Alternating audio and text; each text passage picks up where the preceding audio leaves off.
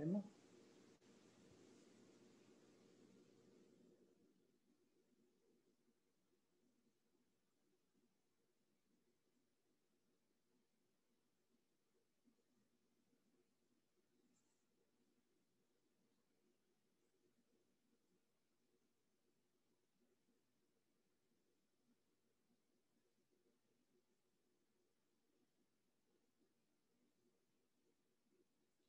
wonder where his family is. Who? James. I don't know. Are they back?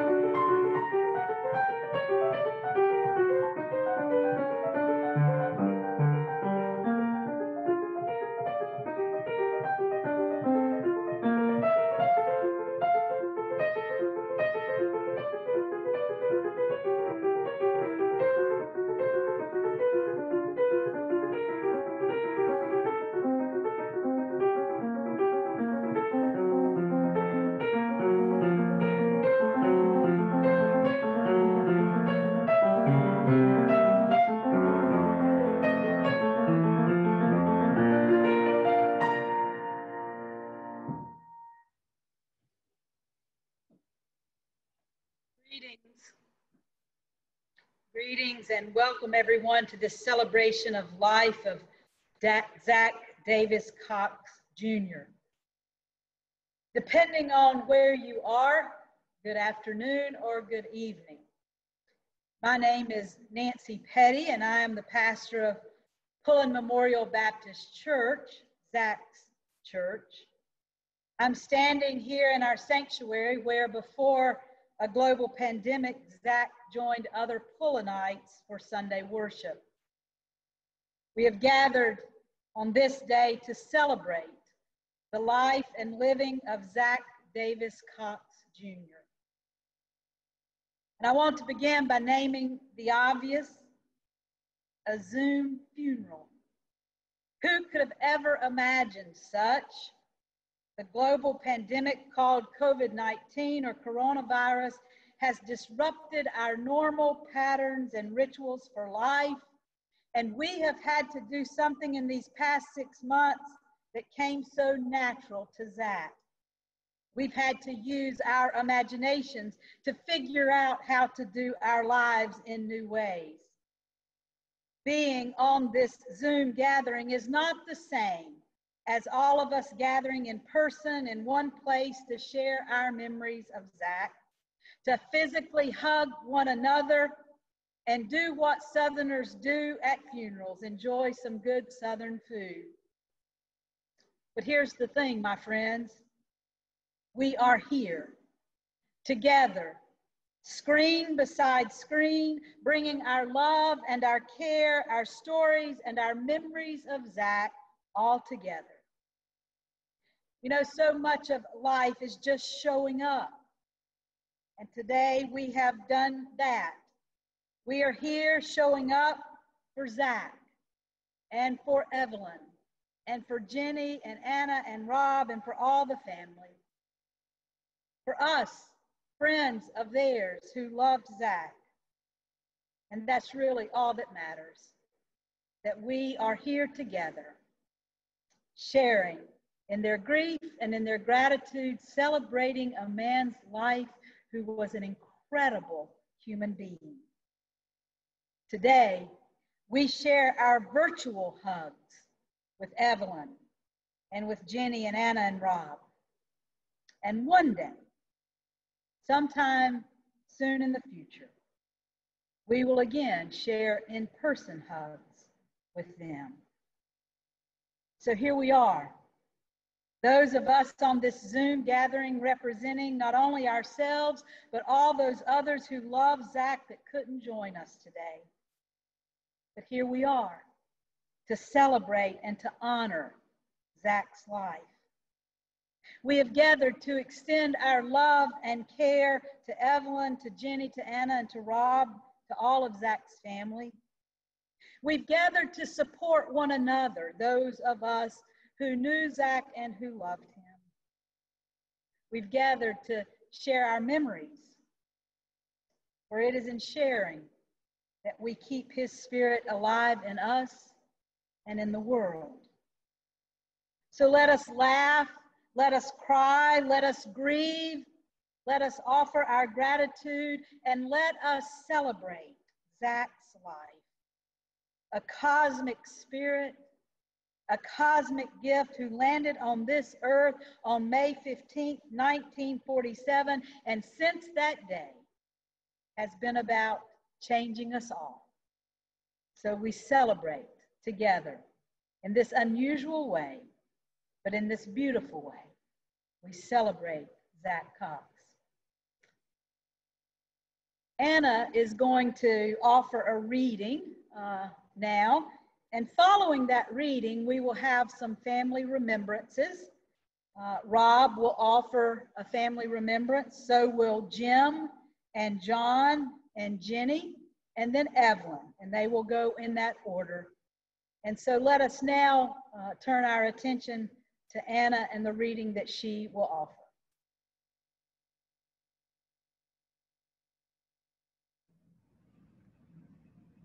It's such a joy, comfort, and a relief to gather with you all here in remembrance of my father. he would get such a kick out of our collective manipulation of the space-time continuum, Zoom. So here's a short poem by Walt Whitman in which the cosmic spirit of my father and his curiosities reside. When I heard The Learned Astronomer by Walt Whitman. When I heard The Learned Astronomer, when the proofs, the figures were ranged in columns before me, when I was shown the charts and diagrams to add, divide, and measure them, when I, sitting, heard the astronomer where he lectured with much applause in the lecture room, how soon, unaccountable, I became tired and sick, till rising and gliding out, I wandered off by myself in the mystical moist night air, from time to time, looked up in perfect silence at the stars. I think it took a lifetime of pondering proofs and figures for my dad to prepare himself to be embraced by the stars that so inspired him. So I'll always be looking up and out, knowing he is in such good company.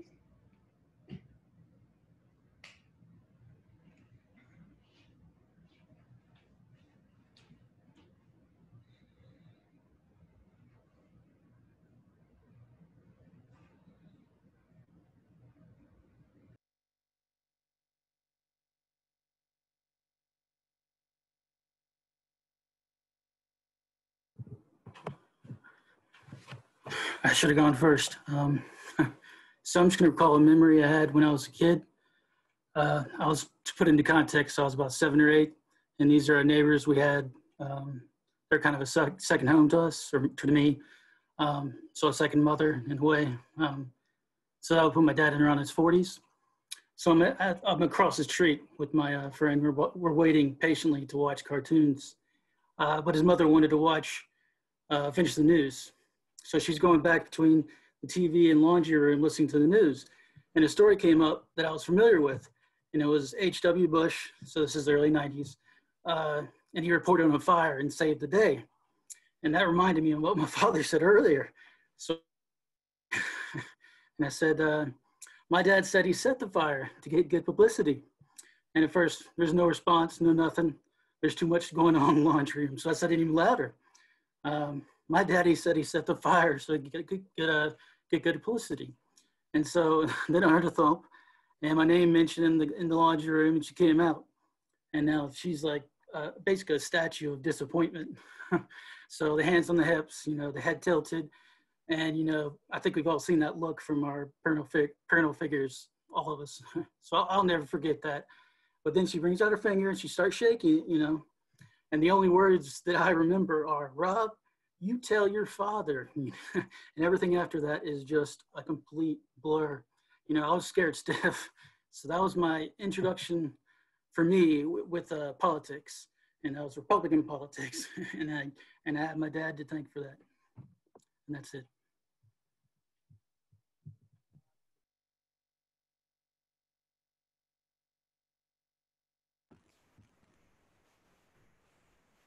Boy, as we know, this electronic memorial will please Zach immensely.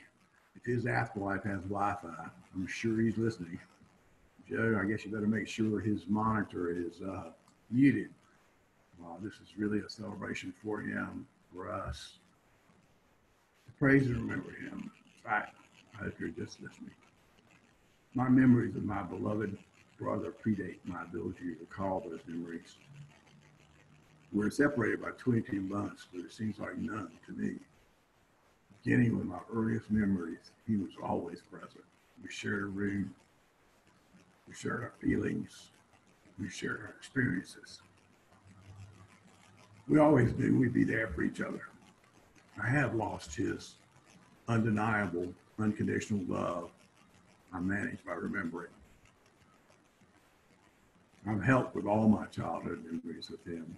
I think now, traveling the Mountain countryside with our father on his daily sales route.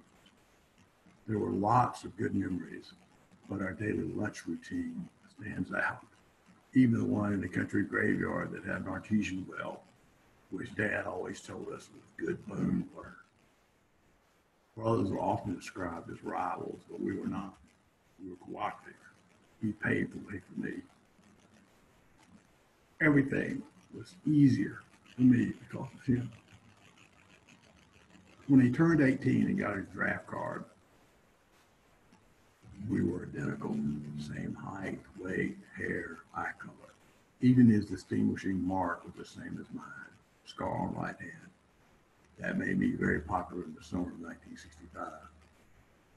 My mind floods with all we shared. I was fortunate to spend last Christmas with him. What a good time. He endures in me. If only I could have a portion of his impact, I would endure in time as he is enduring for all time. I love you, Zach. Thank you.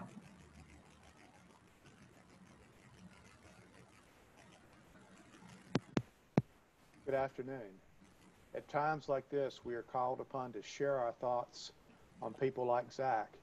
And in doing so, I feel as inadequate as the blind men in the ancient Buddhist parable in their descriptions of an elephant. One blind man feeling the elephant's side declared the animal to be like a wall. Another feeling the elephant's leg said the animal was like a tree. Yet another feeling the elephant's trunk claimed the animal was like a snake. So any description of Zach I offer will be as inadequate and fall as short as the mark as those made by the blind men about the elephant. But for me, the single most defining quality about Zach is his insatiable curiosity. As far back as I can remember, Zach always wanted to know how things worked, but also how they could be made better, not just for himself, but for everyone. Zach's life encompassed the rural grandeur of Eastern North Carolina, the tragedy of war-torn Vietnam, the complexity of world capitals and centers of commerce. Yet through it all, Zach's curiosity endured and grew.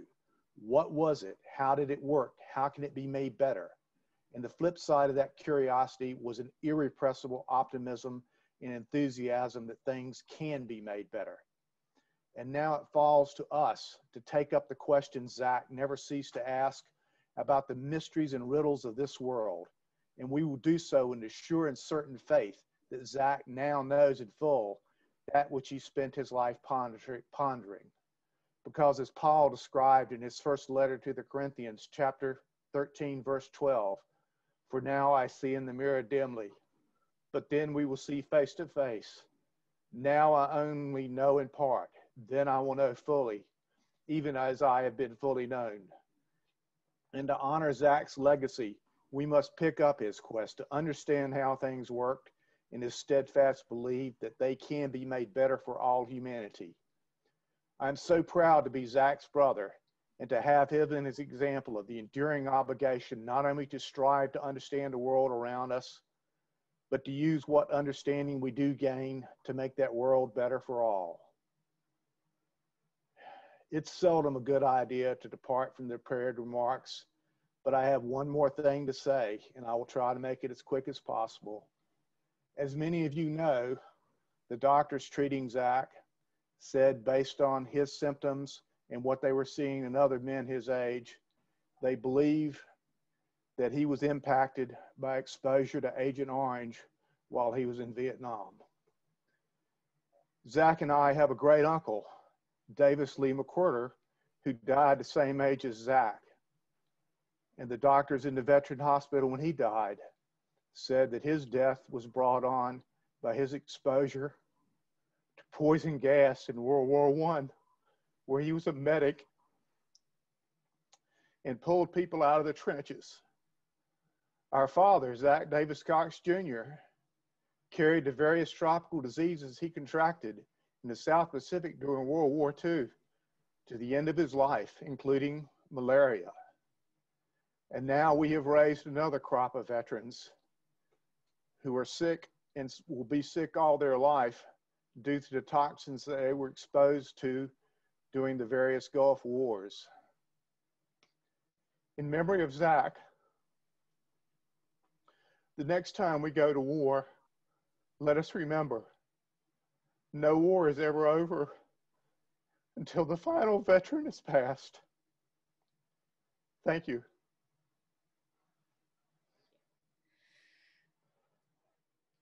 Do you think the dead we love ever truly leave us?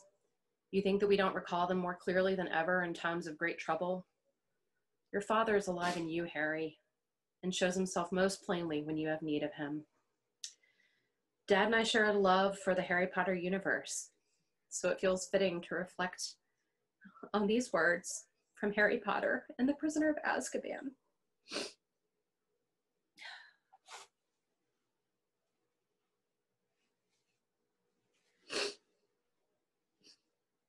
My dad loved fantasy and science fiction stories, from Ray Bradbury to Orson Scott Card.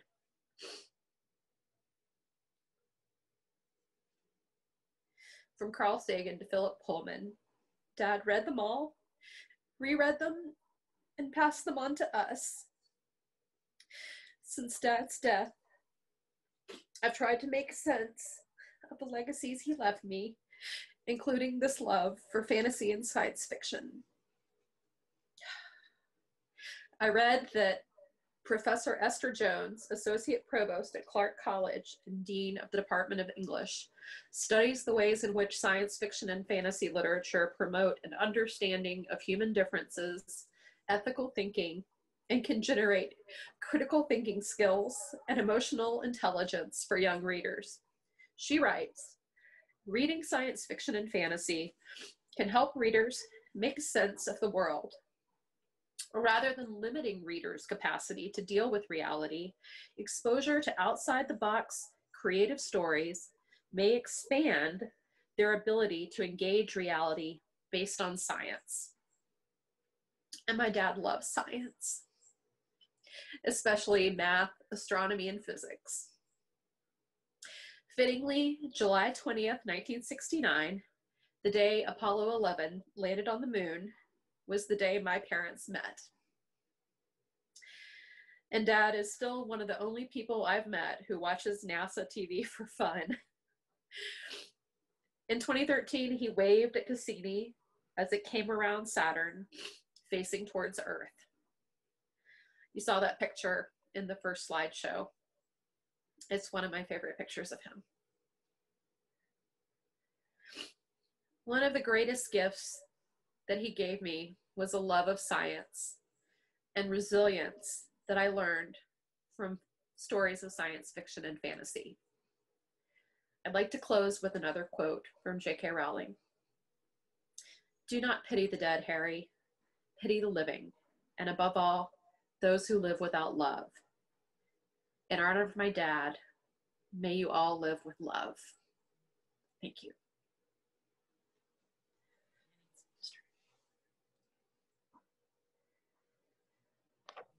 This is Evelyn. Just a few words for Zach. Thank you all for sharing this time with our family. I have to take a moment to thank John and Jim and James, as well as Nancy and my magnificent children for helping this Zoom event happen. Zach would have loved the technology. Zach loved his siblings, and I thank them for their support during his illness. He loved his extended family. The notes, the short visits, and phone calls always gave him a moment of joy and memories to savor. Above all, Zach loved his, beyond words, his children. He puffed with pride at their successes and agonized over their troubles. And his children came to his side during the illness. The things they did to allow Zach and me to focus on his health were amazing and humbling. He had great affection for his friends, Ann and Earl Teachy, who would meet us for breakfast and talk math and sports.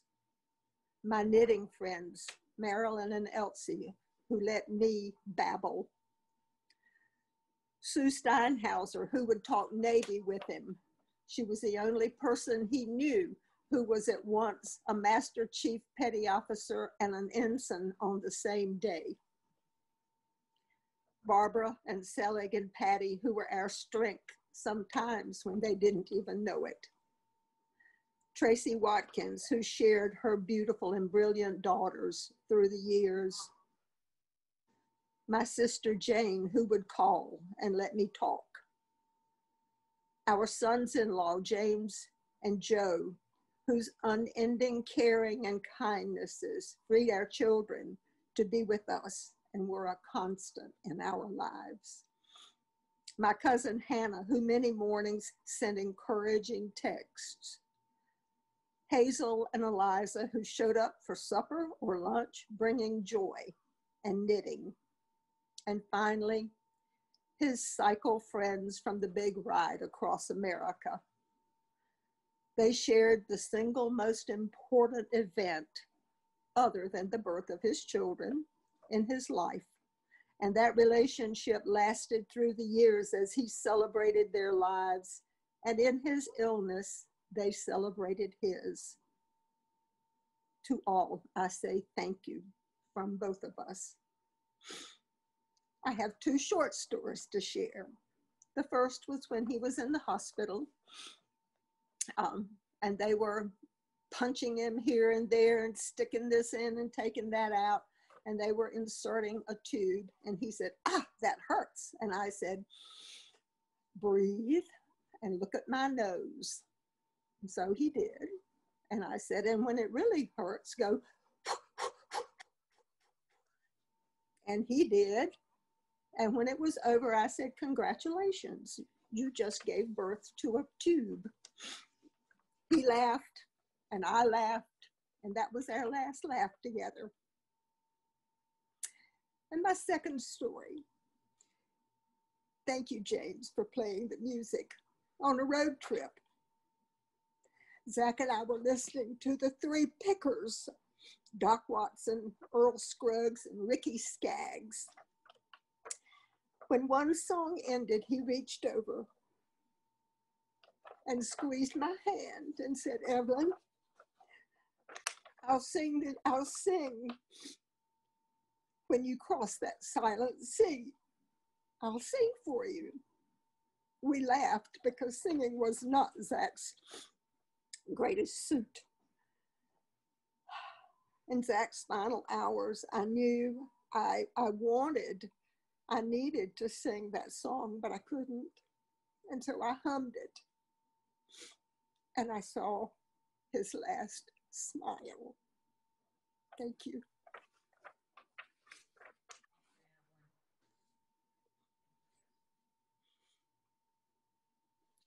One of the family's favorite songs, Puff the Magic Dragon, so we will hear it now.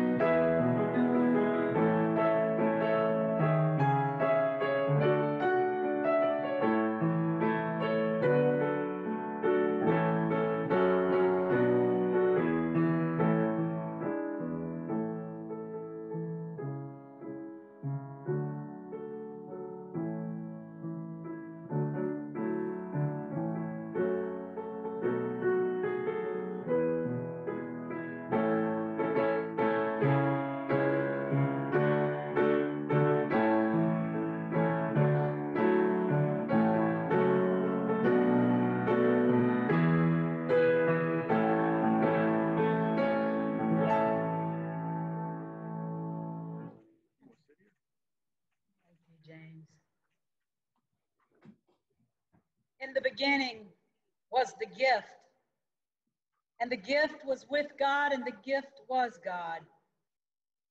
And the gift came and set its tent among us, first in the form of a fireball that burned unabated for 750,000 years, and cooked in its immensely hot oven hadrons and leptons.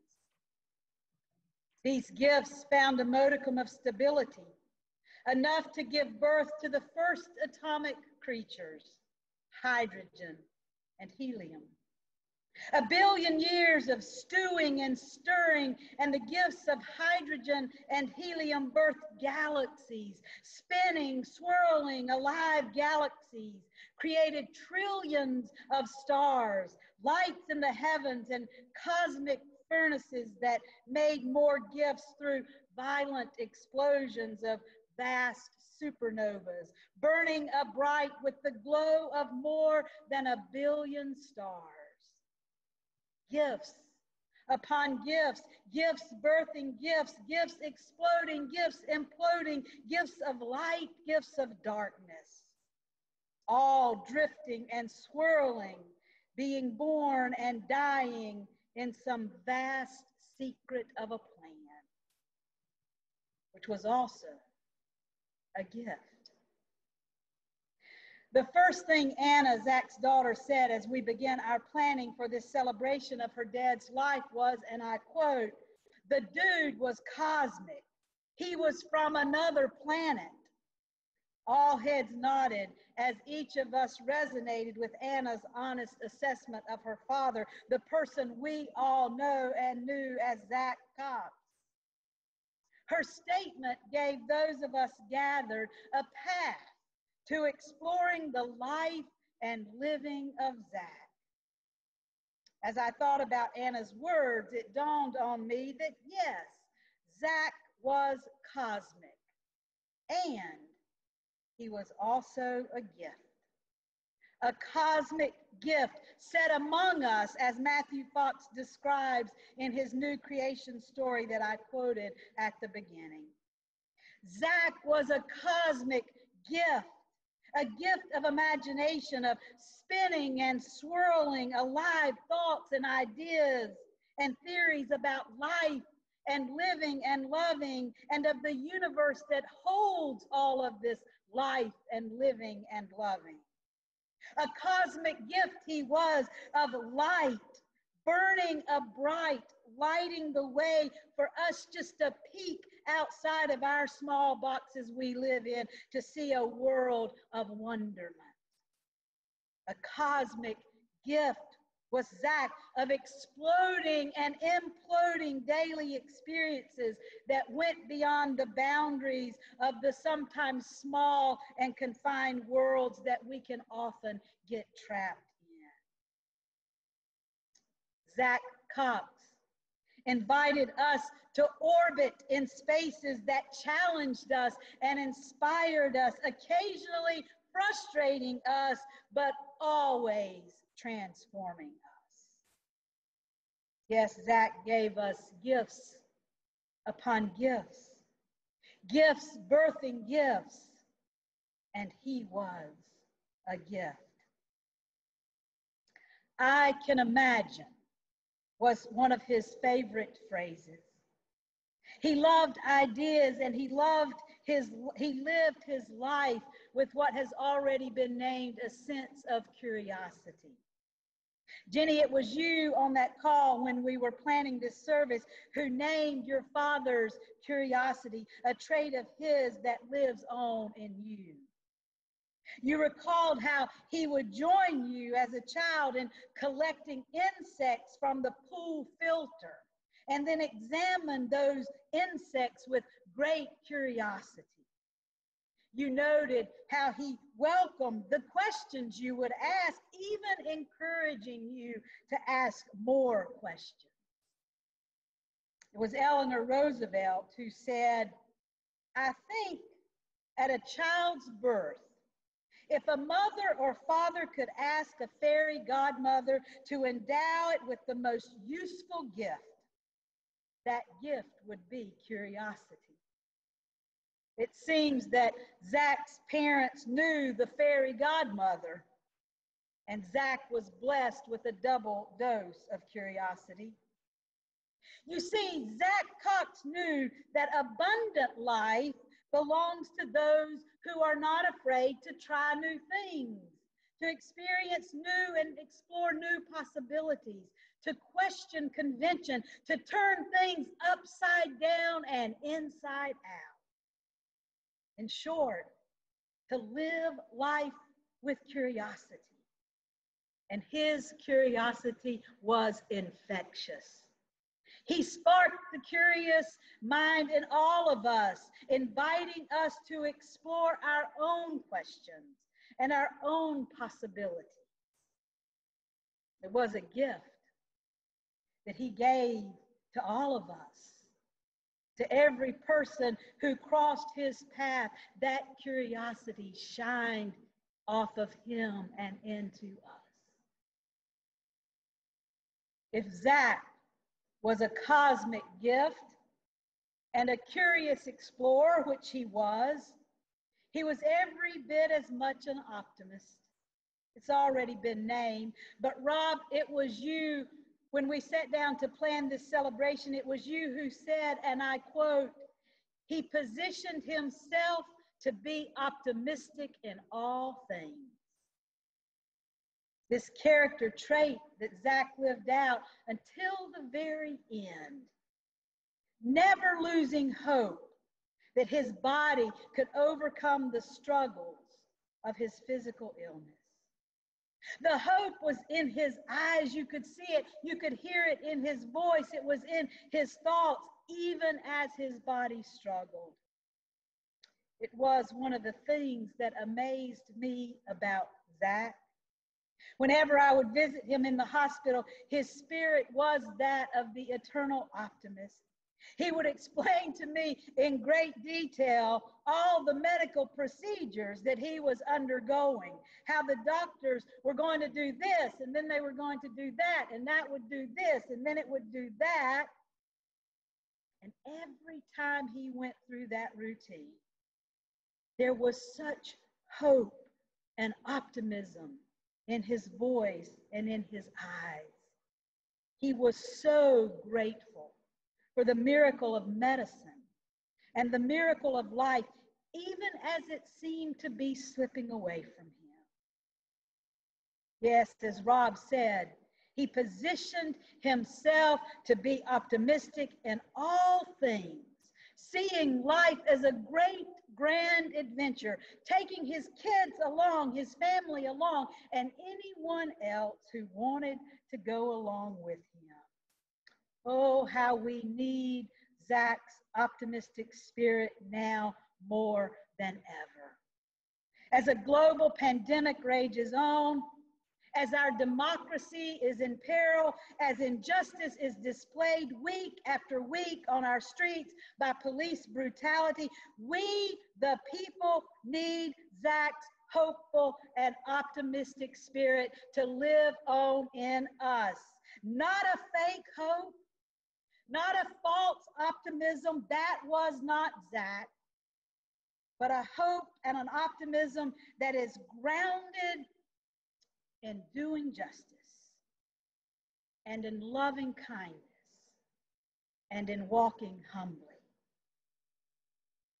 I am sure that Zach Cox had dark nights of the soul, moments that I am sure only he and Evelyn know of. After all, he was human. And more than anything, he wanted to keep on living. For he loved life and he loved exploring life. He enjoyed thinking about the mysteries of the universe and imagining how he might join in on those mysteries to create a better world. Yes, our world needs more people like Zach who are willing to meet life with a sense of wonderment and awe and adventure and curiosity. People who are willing to embrace the mysteries of the universe through trying new things, exploring new possibilities, questioning the conventions of old, and turning things upside down and inside out. That was Zach Cox. But the cosmic Zach didn't just live life out there somewhere.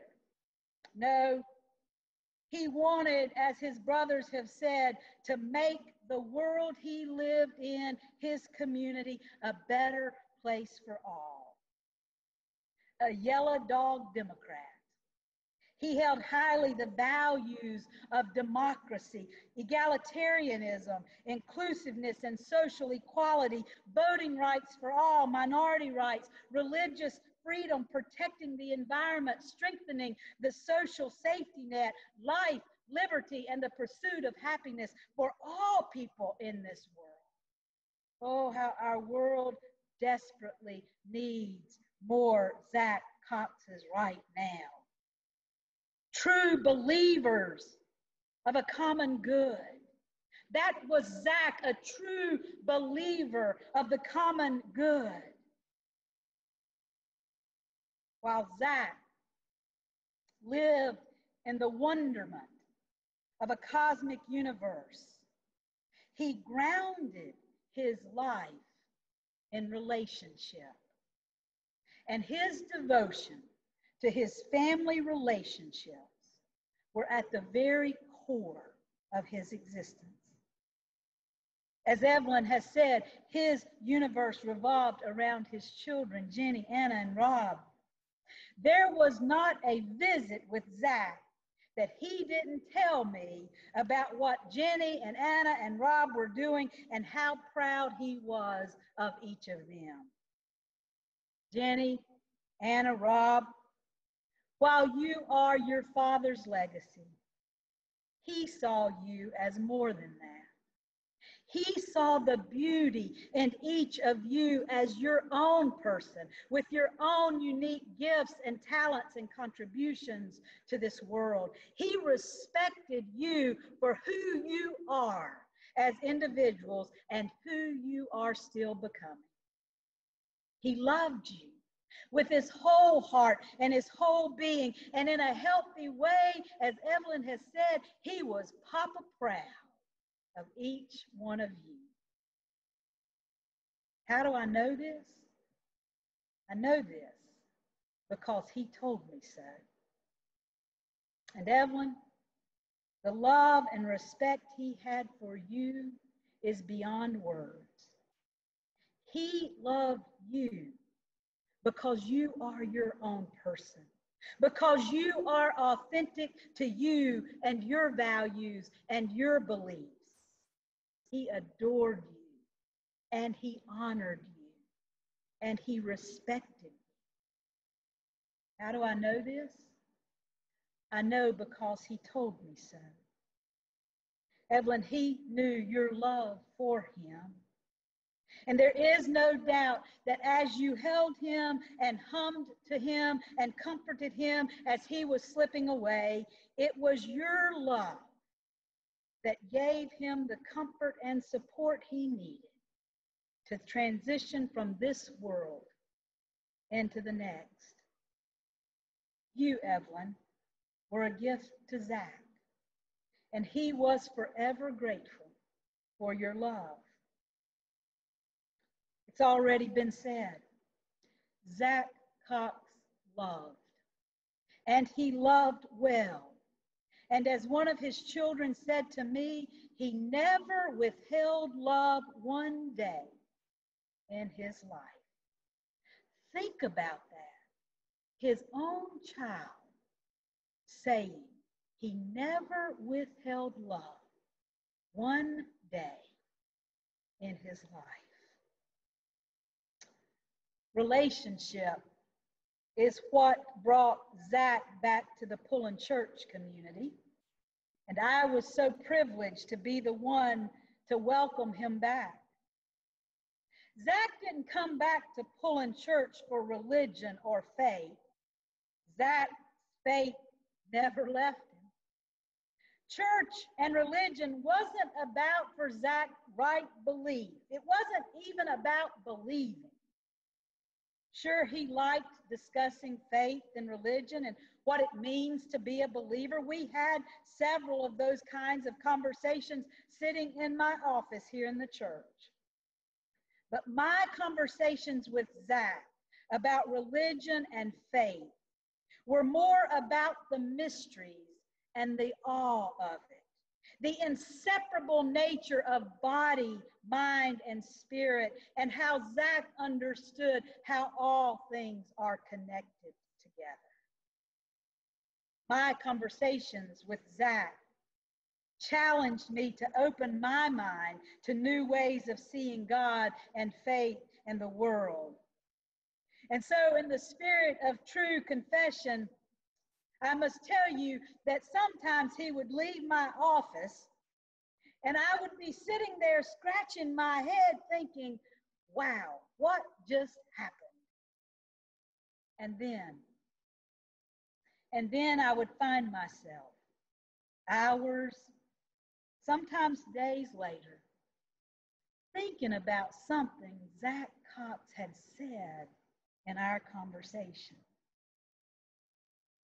At the core, though, of those conversations was his desire to be in relationship. To be in relationship with a faith community where his questions, his exploring, his curiosity, his imagination, his awe could be honored and shared. And so he returned to his Pullen community in these last years. You see, Zach knew the fundamental truth of his faith and of creation. We are meant to live in relationship with one another. And he honored that truth by making his relationships with others primary in his life. It is how he lived his life, and it is how he lived his faith. And to that, on this day, we can say, well done, thy good and faithful servant. Well done, Zach Cox. We are a better people, and our universe is a better universe because Zach Cox lived and loved among us. I want you to hear me say this. His death doesn't end our relationship with him. It forever changes it, but it doesn't end it. For those of us whose lives he touched, his spirit lives on in us. And so I ask you, what of his cosmic spirit? What of this cosmic gift of Zach Cox that the universe handed us in 1947? What of that do you want to keep alive in you and in this world? His curiosity, his optimism, his commitment to his strongly held democratic values, his dedication and loyalty to authentic relationships. We're going to do something here that we don't know how it's going to work, but we're going to do it. I'm going to invite everyone on this call, this Zoom meet gathering, to unmute yourselves. And in one or two words, I want you to name that part of Zach, that part of his spirit that you want to keep alive in you and in this world. There is this great story in the Bible. I'm not going to take the time to tell it all, but there's this great story in the Bible about the prophet Elijah and the prophet Elisha. Elijah was the older prophet, Elisha was the younger prophet, and Elijah mentored Elisha. And as God was getting ready to take Elijah into the heavens, it was time for Elijah to depart from this earth and go into the heavens. And as God was preparing to take Elijah, the younger prophet Elijah didn't want his mentor to go. He didn't want to be without him. But it was time. And after they journeyed down the road at numerous spots, Elijah would say to Elisha, "You can't go where I'm going. It's time for me to depart." Elisha would say, "I'm going with you." Finally, it came to that moment when Elisha couldn't go, and the older prophet turned to the younger prophet and said, "Here, let me ask you this. What can I do for you before I leave you?" To which the younger prophet looked at his mentor and said, "Please let me inherit a double portion of your spirit. Please let me inherit a double portion of your spirit." What of Zach's spirit do you want to ask for a double portion of in you and to keep alive in this world? Unmute yourselves. And this is just going to be chaos. It's going to just, everybody's going to say it together. We're not going to take time to go screen by screen. We're just going to say it, and we're going to hear it. We're going to hear all kinds of words. They may be understandable, maybe not. But let's unmute ourselves now, and everybody say your word, one or two words. No. Of that spirit of Zach's that you want. His smiling optimism. Creative. Loving relationship. His grace, humor. Curiosity. His wisdom, his intelligence, his enthusiasm, and his kindness. Enthusiasm for life. And love. Family. Animation. Cosmic dude. Cosmic dude. Any way you can do it. Mathematic. Loving relationship. You think it's great hair for, but kindness. His wisdom, his intelligence, his enthusiasm, and his love. Oh, Hannah. Used to post on Google Plus.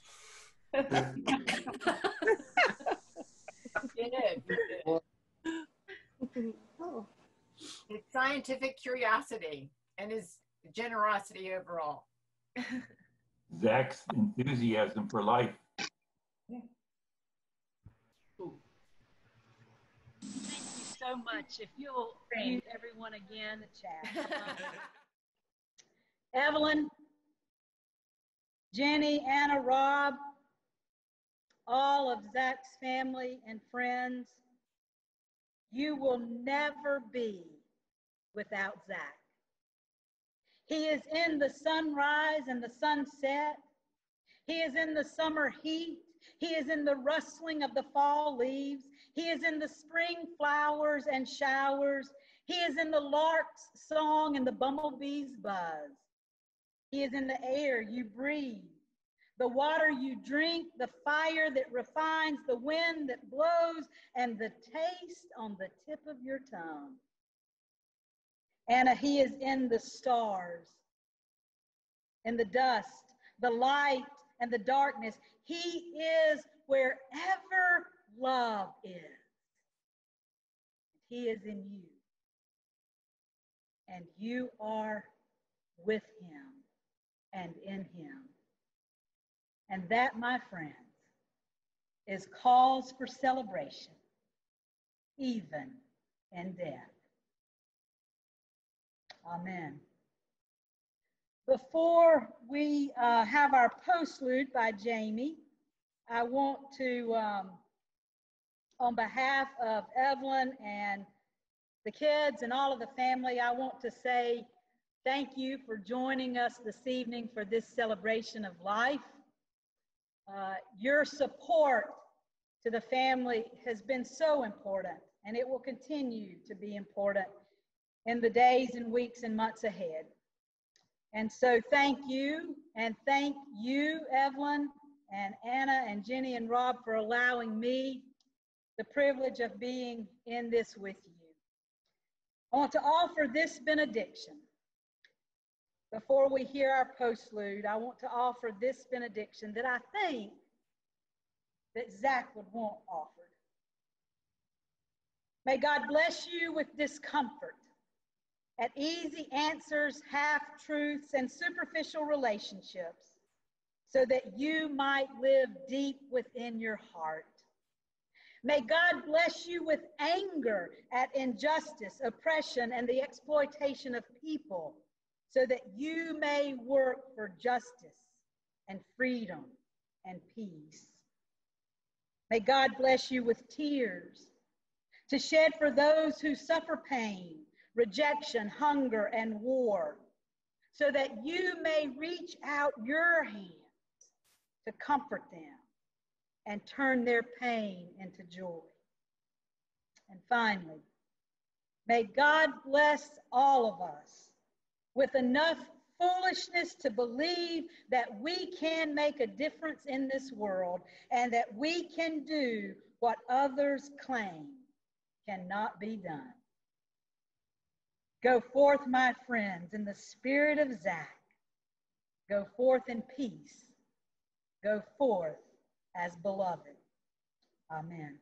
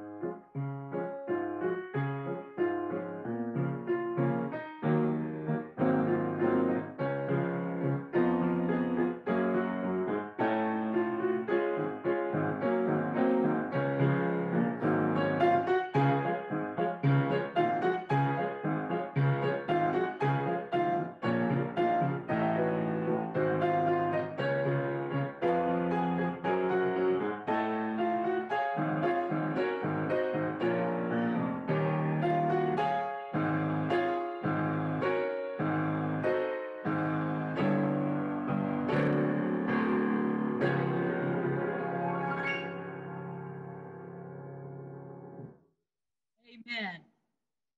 Peace be with you.